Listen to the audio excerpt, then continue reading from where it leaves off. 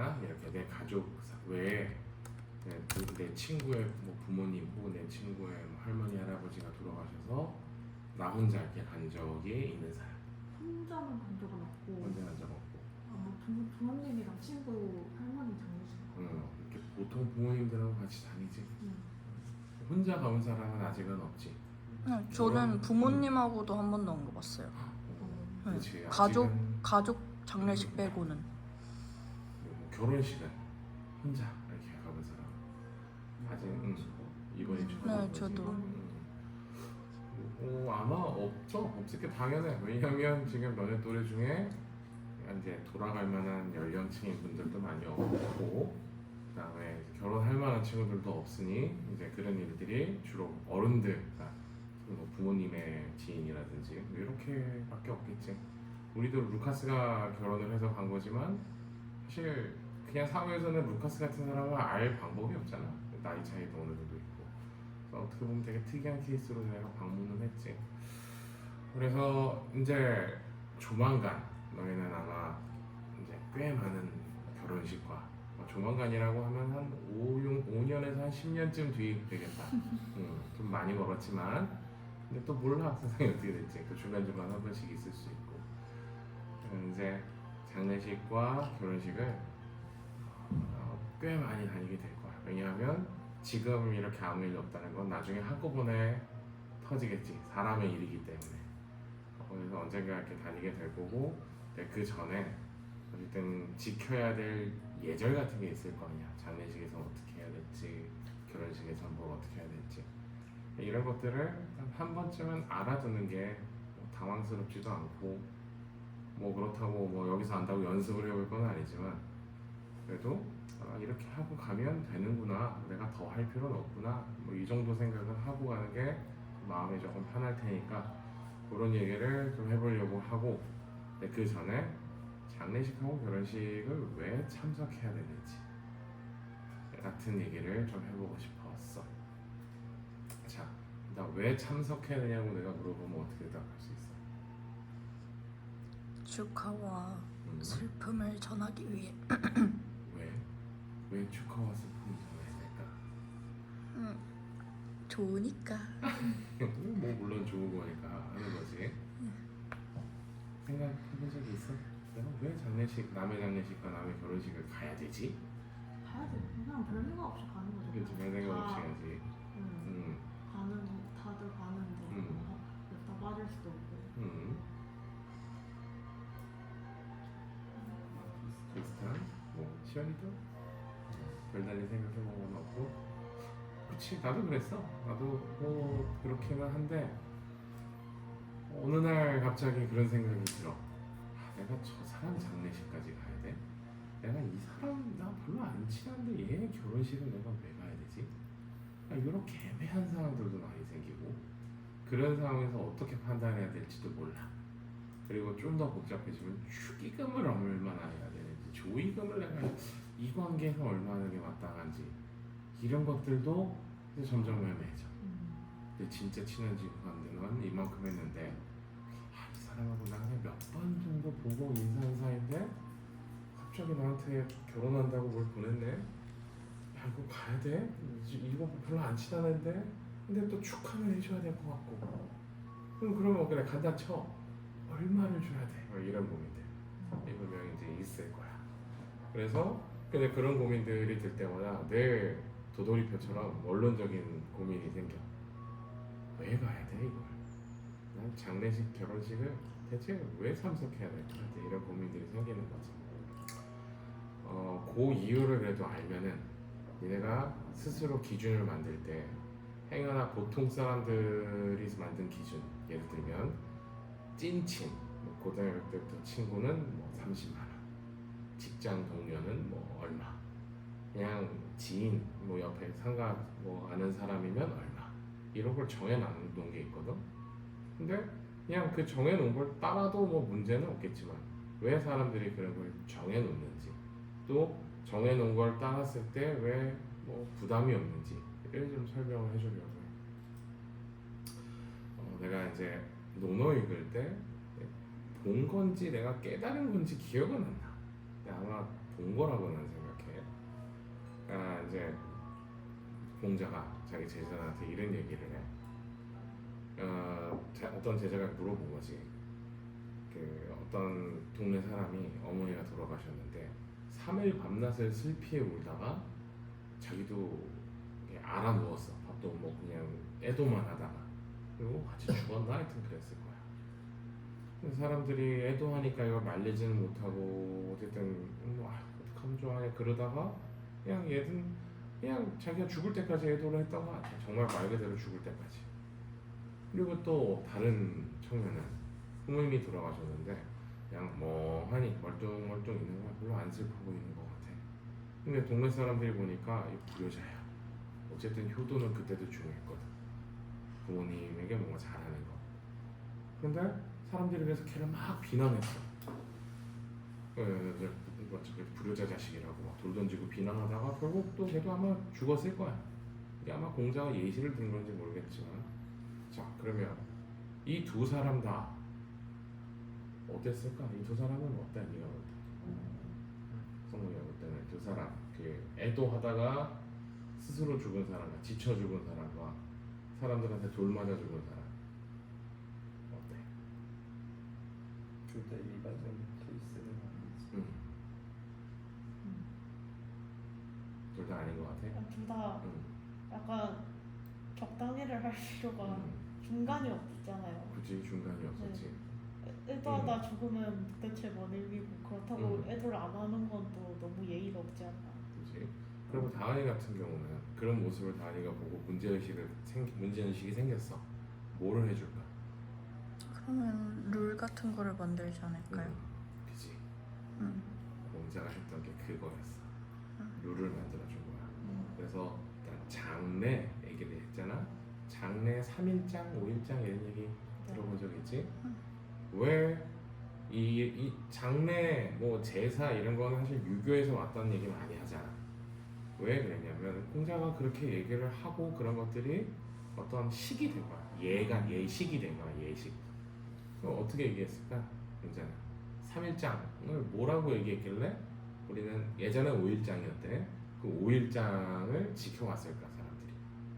약간 뭔가 하루하루마다 뭔가 다른 뭔가 뭐를 붙였을 것 같은데 내용을 그렇지 않아. 똑같아. 조문을 받고 그냥 그 기간. 그냥 왜 딱 그 정도 기간? 왜 5일장 5일만 애도하는 기간을 갖게 했을까?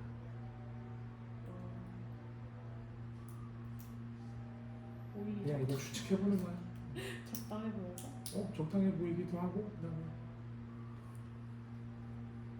너무 짧지도 길지도 않다. 그래. 사람이 뭔가 아까 처음에 애도하다가 죽은 사람이 있다고 했지.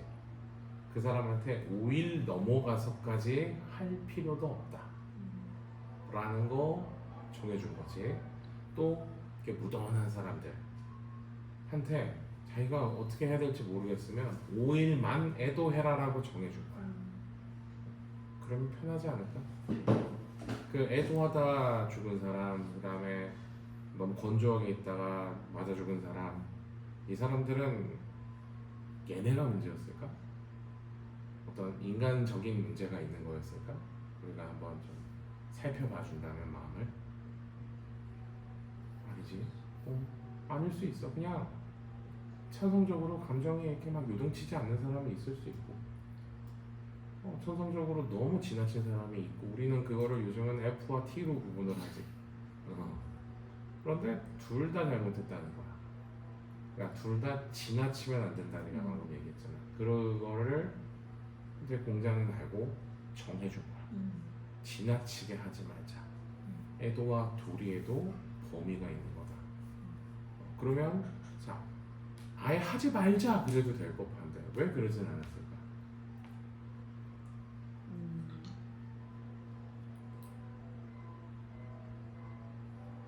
너무 슬퍼하는 사람 있어. 어쨌든 인륜, 천륜의 문제니까 결혼, 그다음에 사망, 돌아가시는 것, 탄생, 이거는 천륜이잖아. 그러니까 인간은 기본적으로 난 이런 부분에 대해서 기쁠 수밖에 없다고 생각해. 왜냐하면 뭔가 인간으로서 새로운 단계로 넘어가는 형태를 만드는 거잖아. 죽음도 그렇고 탄생도 그렇고 결혼도 그래. 결혼이 있어야 탄생이 이제 따라오는 거니까 이 세계가 계속 지네들끼리 잘 순환을 해야지 인류가 너무 지나치지도 부족하지도 않은 것들이 유지가 되는 거니까 인간은 본능적으로 이 부분을 계속 따를 거라고 생각을 하고 있어. 아마 공자도 알았겠지. 그래서 이런 경조사라고 하지 우리한테 이런 경조사를 지키기는 하되 지나치지 말자라는 것들을 그때 이제 이런 예식으로 만들었고 이 예식이 지금까지 이어져 와서 결혼식, 장례식이 그래도 이제 우리한테는 굉장히 중요한 예식 중에 하나가 되고 본능적으로 이거는 의심을 하거나 의문을 가지면 안 된다라고 생각해 왔던 거지. 자, 예전에 이제 아마 나 조선시대 얘기일 거야. 둘에 뭐 이런 얘기가 있어. 이게 뭐냐면 서로 뭔가 힘들 때 도와주는 거야. 그러니까 결혼을 하거나 이러면 어쨌든 돈이 필요하잖아. 살 집이 필요하고 당장 먹을 것이 필요하고 나는 그동안은 나 혼자 살려고 돈 벌었는데 갑자기 가족이 생기면 세 명이 살려고 돈 벌어야 되는 경우도 있고 그동안 내가 빨래하고 뭐 내가 할 것만 하면 됐는데 갑자기 세 명분, 그러니까 애기가 만약 생긴다면 세 명분의 일을 동시에 해야 되고 이런 일이 생겨. 그러면은 내 영역이 확장되는데 갑작스런 변화가 어색하겠지. 그래서 주변에 있는 사람들이 도와주는 거야. 뭐 여러 가지로 도와줬겠지. 예전에는 이웃에 살면 뭐 같이 거들어서 일도 해주고 일자리 없으면 일자리도 만들어주고 그랬겠지만 가장 보편적으로 도와줬던 방식이 좀 그 경제적인 부분을 지원해주는 거. 옛날하고 요즘 또 다르니까. 요즘은 이제 주로 경제적인 부분을 지원해주는 걸로 많이 하지. 그게 축의금, 혹은 조의금. 왜냐하면 장례를 치러야 될 때도 돈이 들잖아. 네, 내가 너무 가난해. 내 부모님이 돌아가셨는데 내가 관 살 돈도 없어, 상여 살 돈도 없어. 얼마나 슬플까? 인륜이 아니잖아. 그 사람들이 돈을 모아서 그 사람들한테 줬어. 뭐 하라고 줬을까? 상여 사서 하라. 그래도 가시는 일을 잘 보내드려라. 이게 인륜이다. 이렇게 하고 돈을 모아서 준 거야. 결혼도 마찬가지야. 결혼하려면 이것저것 많이 필요했겠지. 아까 얘기한 그런 것들, 뭐 옷도 입어야 되고 집도 있어야 되고 힘들지. 힘들면 괜히 싸우고 헤어지고 그렇게 되니까 그러지 말고 이걸로 좀 버텨봐라. 뭐 어느 정도 시간이 지나면 이제 알아서 해야 되겠지만 당장은 이걸로 버텨. 이런 차원에서 돈 모아줬던 게 어제 우리가 했던 축의금이겠지. 그냥 인륜이야. 더불어 살기 때문에 그 변화의 순간, 그 인생의 이렇게 큼직큼직한 그 변화의 순간이 좀 어색할 때, 어색하잖아 당연히. 어색해지는 그 순간을 잘 견디라는 격려의 차원에서 주는 무엇인가가 축의, 조의. 그게 돈이면 축의금, 뭐 도움이 될 수, 뭐 경우에 따라선 실질적인 도움을 줄 수도 있겠지만 어쨌든 축의금, 조의금 이렇게 되겠지. 자, 그러면 이제 너에게 중요한 사람이 별도로 정해져 있을까? 네? 그 중요도가 이렇게 나눠져 있을까? 너에게? 중요서요? 응. 그냥 찐친 그냥 응. 뭐 이제 그 밑에는 좀 오래 본 사람, 그 밑에는 조금 덜 본 사람. 그렇지. 우리는 주로 이런 식으로 그 축의에 대한 어떤 제도를 나누고 다시 그냥 결혼 얘기만 다시 해보자. 그런데 사실 우리가 지금 돈 모으는 얘기를 할 때 이런 얘기를 했잖아. 도와주려고. 그 사람이 없을까봐 도와주려고. 부족할까봐, 부족하면 너무 힘드니까 시작이, 그 시작이 힘들지 말라고 도와주는 거잖아. 그 기준이라면 너는 어떤 식으로 정해야 될까? 축이나 조의를.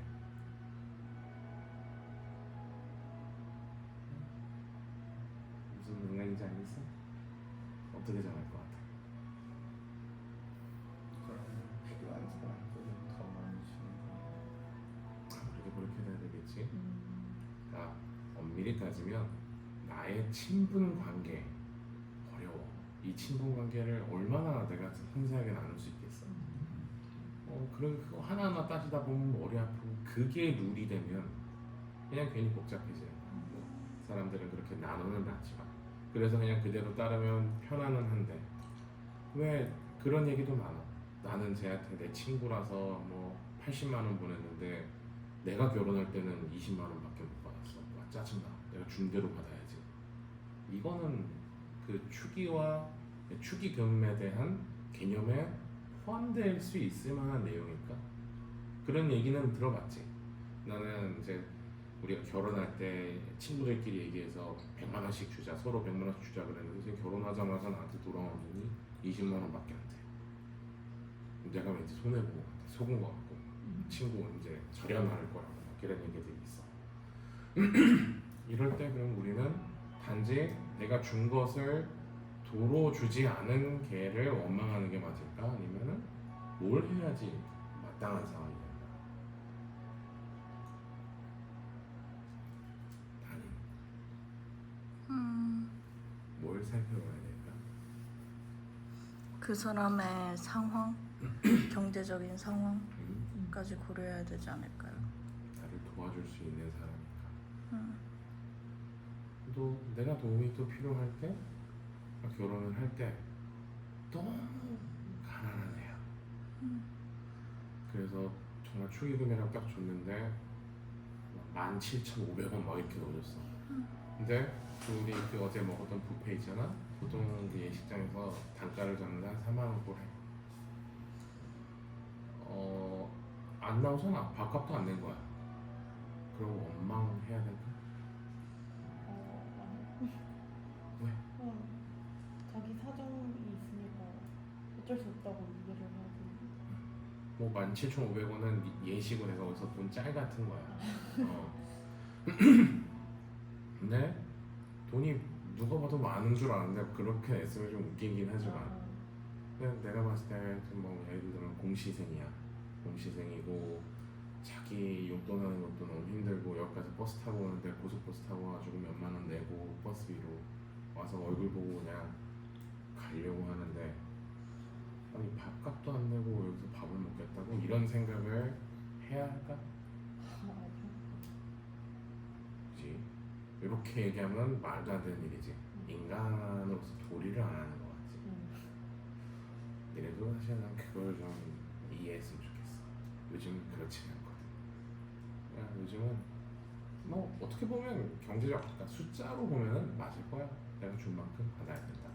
상황 너도 나도 어렵고 너도 어렵고 나도 어려우면 서로 뭐 이렇게 돕자. 우리 그렇게 약속한 거 아니냐.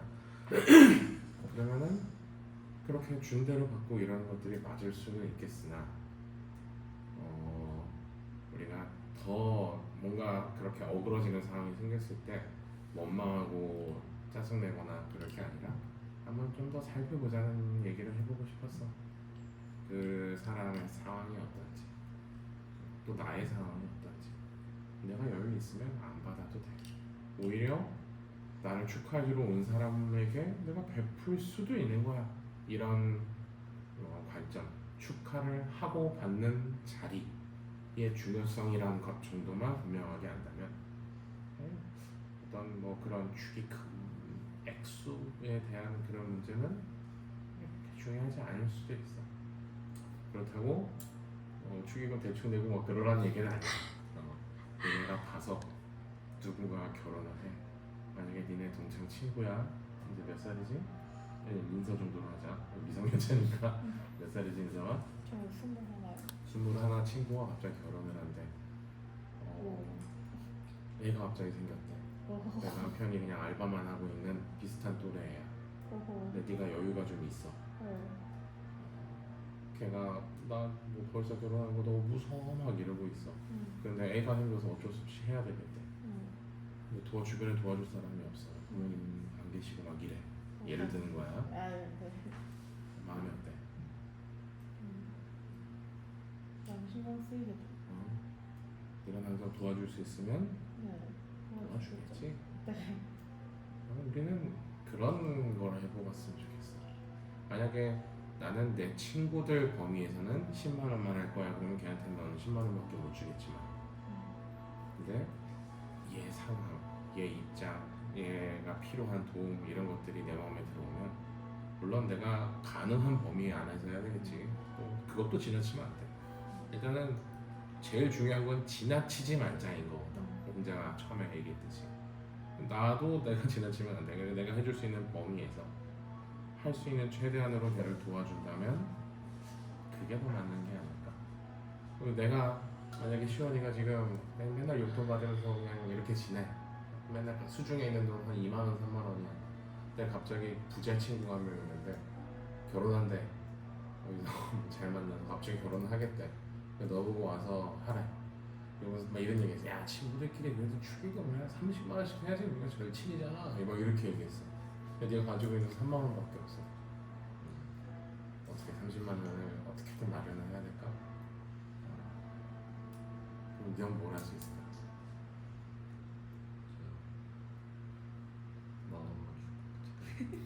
근데 걔가 야왜 만 원밖에 안 줘? 야 친구인데 그거밖에 안 돼? 우리가? 뭐 이렇게 하면 정리해서 3분의 1을 줬는데. 설명해야지. 맞아. 그리고 네가 민망해하면 안 돼. 중요한 건 네. 설명은 그냥 못 알아들을 수 있어. 뭐 어쩔 수 없어. 뭐 의절하겠다고 뭐 그렇게 해야지 뭐. 이 돌아가는 걸 이해를 못하면. 근데 네가 불편할 건 없다는. 예를 드는 거야 역시나. 자, 마음이야. 그 상황을 봐. 정해놓지 말고 돌아가는 상황을 보고 그 상황에 내가 가지고 있는 모든 지혜를 쏟아부어서 판단하고 그 마음을 따르면 돼. 그리고 그게 옳다고 생각하면 돼.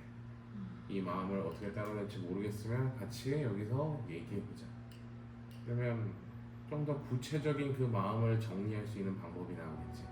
공자가 얘기한 그 5일장처럼 5일로 왜 5일로 정했는지 모르겠어. 이후에는 좀 바뀌어서 요즘은 3일로 바뀌었지. 3일장을 지르지. 왜 딱 그렇게 숫자를 정했는지 나도 모르지만 합리적이었겠지.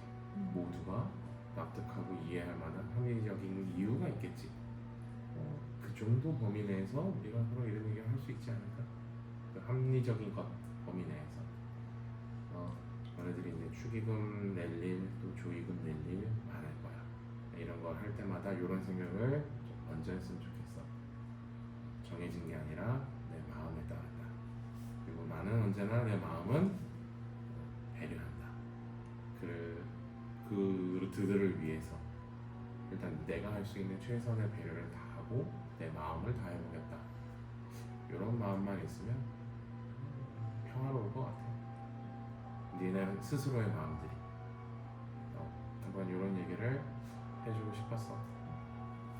자, 그 다음에 예식 하는 방법은 간단하게 얘기할게. 이건 굳이 내가 얘기 안 해도 되니까 그냥 심플하게 얘기를 하고 넘어갈게. 자, 일단 결혼식 갈 때 복장 챙겨야 돼. 자, 복장 왜 내가 편하게 입고 가면 되지라고 생각할 수 있겠지만 복장 어제 인사도 잠깐 얘기했지. 복장이 왜 중요하다고? 남의 시선. 남이라기보다 그 당사자, 그 예식을 맞이하는 당사자, 네. 결혼하는 당사자들, 또 돌아가신 분이 있으면 그 유가족들에게 우리가 충분히 경의를 표하고 있다는 걸 보여줘야지. 이 자리를 진지하게 생각하고 있어요를 표현해야 그 사람들이 위로를 받든 축하를 받든 할 거 아니야. 근데 덜렁덜렁 맨날 입고 가다 러닝 셔츠에 쓰레빠 띡띡 쓰고 갔어. 난 편해. 이렇게 하고 갔어. 그럼 그 사람들이 이거를 우리를 어떤 정말 진심으로 위로를 하거나 축하를 해주려고 왔을까라는 생각이 들지 않을까? 근데 우리가 거기 설명을 해. 막 신치도 않고 내가 가가지고 제가 사실 되게 진지한 마음으로 조의를 표합니다. 축하를 드립니다. 진심으로 축하드려요. 뭐 이러고 한다 한들 과연 그게 와닿을까? 좀 걸리겠 거야. 원래 그 사람이 누군지 너무 오랫동안 봐서 알고 있거나 그러지 않으면은 이해 못할 거야. 그런 것들을 해소하기 위해서 우리는 옷으로 메시지를 대신 보내는 거야. 그래서 뭐 그런 것도 있잖아. 신부보다 예쁘게 입고 오지 말기 뭐 이런 것도 있어. 그게 엄밀히 보면 메시지야. 너를 축하해주겠다라는 메시지를 복장으로 드러낸 거지. 그래서 필요해. 결혼식이나 장례식 갈 때 아무리 깔끔한 옷이라 그래도 갈색 와이셔츠나 이제 갈색 정장 입고 그 장례식장에 간다 웃겨지는 거야. 그지? 내가 좋아하는 옷과 그들이 필요한 옷은 다르거든. 그래서 옷을 어쨌든 준비해야 한다. 뭐 사라는 얘기는 아니야. 뭐 정장 맞추라는 얘기가 아니라 내가 갖고 있는 옷 중에 그 상황에 가장 잘 맞는 옷을 준비는 하고 있어야지. 검은색 셔츠, 뭐 검은색 뭐 청바지 괜찮아. 무난하게.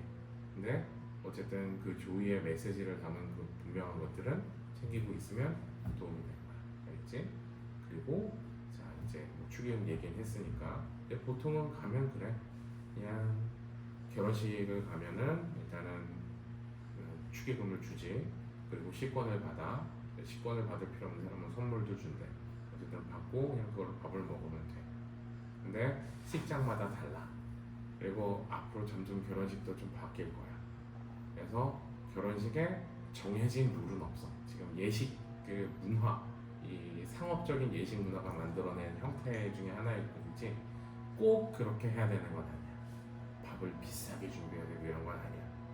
언젠가 너희들이 너희 결혼식을 조금 가볍지만 진지하고 행복하게만 만들고 싶을 때는 그 생각을 해봐. 지금에 있는 예식 문화가 정답은 아니다라는 거. 이렇게 몇 억 풀어주면서 할 필요가 없어. 사진 찍으면 좋지. 나도 한 번도 안 봤고 내 결혼 사진 그거 제대로 봤다는 사람 많이 못 봤어. 사진 값만 내도 한 200 몇백만 원 나와. 진짜. 찍고 앨범 받고 그 과정도 복잡하고 근데 그때는 그게 되게 중요할 것 같아. 근데 막상 이제 일자 이제 좀 걸어놓고 한 1년쯤 지나잖아. 부부싸움 몇 번 하잖아. 다 떼버려. 물론 중요한 사진 어느 정도의 기념할 만한 건 남겨야 되지만 지나칠 필요는 없다. 계속 얘기하는 건 지나치지 마라 얘기하는 거야. 근데 어쨌든 예식은 이런 식으로 진행되고 진심을 다해서 축하드리고 밥 먹고 그냥 오면 돼요. 장례식도 마찬가지야. 깔끔하게 입고 가서 이제 조의금 내는데 내고 뭐 절을 하든 기도를 하든 그 앞에서 하지만 사실 그 절을 하든 기도를 하든 이걸 받는 사람은 유가족이야. 유가족이 내 그 돌아가신 가족이 얼마나 잘 살았는지를 여기서 한번 느껴보는 거지. 이 돌아가신 분이 어떤 표현하자면 좀 웃긴데 취급을 당했었는지 어떻게 표현하는 게 맞을까? 어쨌든 그런 것들을 확인하는 자리이기 때문에 그러니까 자기가 진심으로 존경했다 아니면 좋아했다 아꼈다 이런 마음을 표현해주고 오면 돼. 거기서 막 같이 울고 막 이런 걸 할 필요가 없어. 그냥 내가 정말 진심으로 존경하던 분이었습니다. 위로를 드립니다. 이렇게 한마디 딱 해주고 나오면 돼. 별로 어렵지 않아. 그렇게 나오고 뭐 이제 식사 주시면 그냥 가볍게 밥 먹고 얘네는 그럴 걱정 없지만 그런 자리에 술 마시러 가는 사람들이 대래 있어. 그러면 앉자마자 까 건배 이러고 마셔. 이러면 이제 우리 마음 때문에 간다고 했잖아. 그 자리에서 건배하고 뭐 시계 예식에 안 맞다 이걸 차원을 떠나서 맞는 행동일까? 정말 그 마음을 다하러 간 걸까? 친구들끼리 와서 건배하고 술 마시고 이러는 게 그래서 아니라는 거지. 꼭 장례식에서는 건배하면 안 돼라서 안 하는 게 아니야. 그냥 우리가 저들이 이 자리에서 어쨌든 일종의 주인공이기 때문에 그 주인공으로서 우리가 도리를 다해주자. 이 자리는 내가 주인공이 아니야. 그치? 그걸 다해주자라는 차원으로 그런 것들을 안 하는 거야. 그러면 안 해야 될 게 비단 건배뿐이 아니야. 여러 가지가 있겠지. 크게 떠들거나 날칼거리면서 웃거나 이런 것들을 삼가하는 것. 그 모든 그 상황들 눈치껏 삼가하는 것. 이게 우리가 해야 될 거겠지. 그런 것들을 잘 하고 오면 돼. 뭘 안 해야 돼. 이럴 게 없어. 가볍게 수다 떨다가 또 유가족이 왔어. 웃으면서 와줘서 고마워. 얼굴 보니까 좋다. 그런데 그거 와서 해도 되고 이럴 필요는 없다는 거지. 힘들겠다. 이렇게 위로도 해줄 수 있고 살짝 뭐 미소 보여줄 수도 있고 돼? 안 되는 건 아니야. 단지 그 한계가 어디인지를 내가 계속 캐치를 해야 되는 거지. 내가 어디까지 환하게 있어도 될지 어디서부터는 calm 해야 되는지 이런 것들을 그때그때마다 눈치껏 일종의 눈치껏이지 하면 될 것 같아. 이제 앞으로 그런 결혼식, 장례식 혹은 뭐 돌잔치, 기타 등등 뭐 여러 예식에 갈 거야. 반값잔치, 뭐 칠순잔치 막 이런데도 불려다닐 수 있어. 나 요즘 불려다녀. 그럴 때마다 그 본질을 늘 생각해. 나는 이걸 왜 가야 된다. 오늘은 여기까지만 이렇게 얘기를 할 거야.